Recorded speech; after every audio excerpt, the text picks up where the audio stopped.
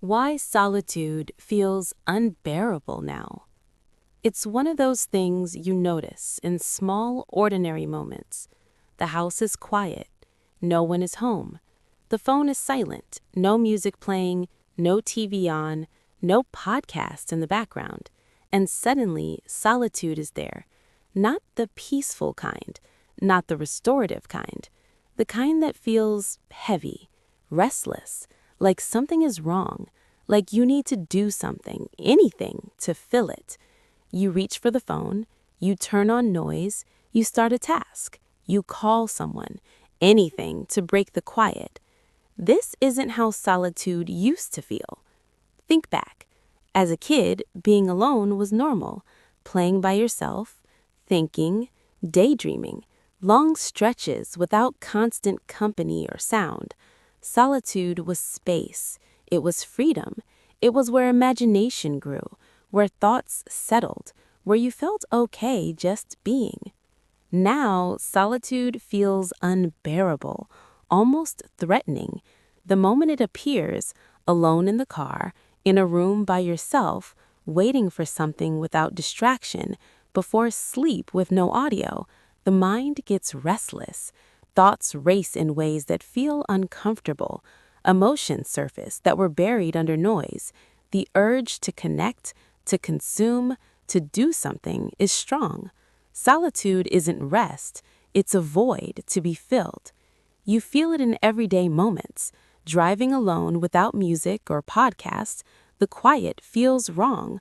You turn something on, even if it's just background.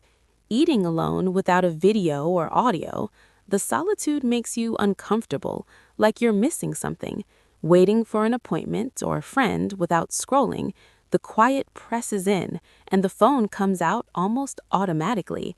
Even at home, the family is out or everyone's asleep, the house is silent, and instead of peace, there's restlessness. You feel the need to put on noise, to check something, to find company online. Solitude feels heavy, like a weight instead of relief. Or on a trip alone, you go somewhere nice, no one with you. The first hour is okay, but then the solitude hits. The mind starts wandering to uncomfortable places. You feel the need to call someone or post something or listen to something.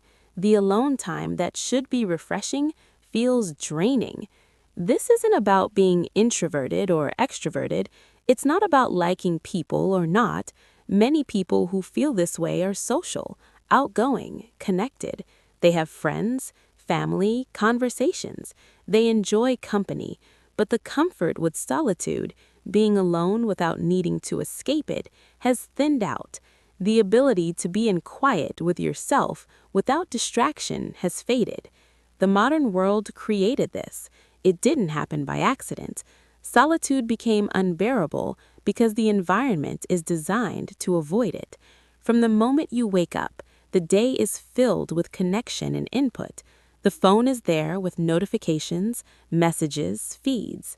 The mind starts reacting to others before solitude can even appear.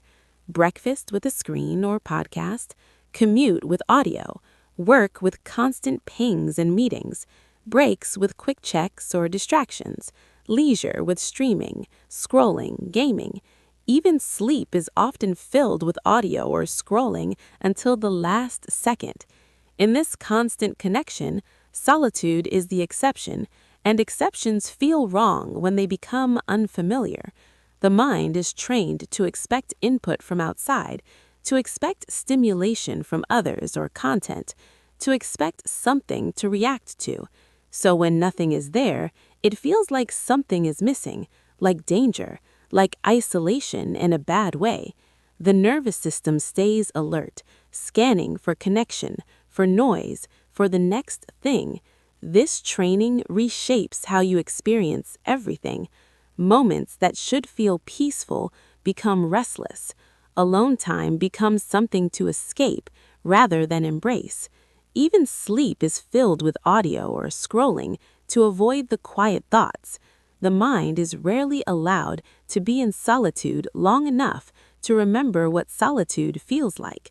Many people describe this as, I can't be alone with my thoughts, or I need background noise to feel okay, or solitude makes me anxious. But what they're really saying is deeper. Solitude has become unbearable, and discomfort is avoided at all costs. So the cycle continues. More connection, more noise, less space, less recovery, more restlessness that no amount of company seems to fix. The cost is quiet but deep. Creativity needs solitude to emerge, space where ideas can form without interruption. Insight needs time alone to surface. Emotions need solitude to be felt fully, rather than reacted to with distraction. When solitude is avoided, these things become harder. Thoughts stay shallow, feelings stay unresolved. Life feels busy but strangely hollow. Relationships feel the impact too. Deep connection requires moments of solitude, time alone to process, to miss someone, to bring yourself fully when you're together. But constant connection makes solitude rare. The depth in relationships suffers when there's no space to be alone. Even physical health is affected. The nervous system, never allowed to fully rest in solitude, stays in mild activation. The body pays the price quietly, year after year. Noticing that solitude feels unbearable is not a flaw.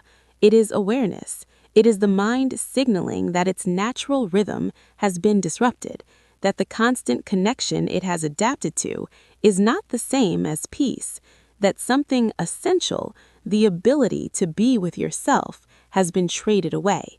Reclaiming solitude does not mean becoming a hermit or rejecting people. It means allowing small pockets of alone time without immediately filling them, leaving the phone in another room for 10 minutes, walking without earbuds, eating without audio, sitting before sleep without scrolling. These moments will feel awkward at first. The mind will protest. It will look for connection, but protest is part of relearning. With repetition, the discomfort lessens. The nervous system begins to remember that solitude is not threat, that alone time is not emptiness, that rest is possible without external input. With weeks and months, solitude stops feeling heavy and starts feeling grounding. Thoughts slow down, emotions settle, presence with yourself returns, not as a technique, but as a natural state. Solitude does not feel unbearable because something is broken inside you. It feels unbearable because something has been changed around you. The world has become louder, more connected, more filled with input at every moment, and your mind has adapted to survive in that world. But adaptation is not the same as throttling, and noticing the difference is where change begins. You do not need to eliminate all connection. You do not need to live in complete isolation. You simply need to create moments where connection is a choice, not a default, where solitude is allowed to exist without being punished, where the mind is given permission to be with itself. Those moments accumulate, they compound, they rebuild the tolerance for alone time that was trained away, and slowly the feeling that something is wrong begins to soften, not because the world's changed, but because your relationship to it changed, because you stopped running from solitude and started listening to what it has to say.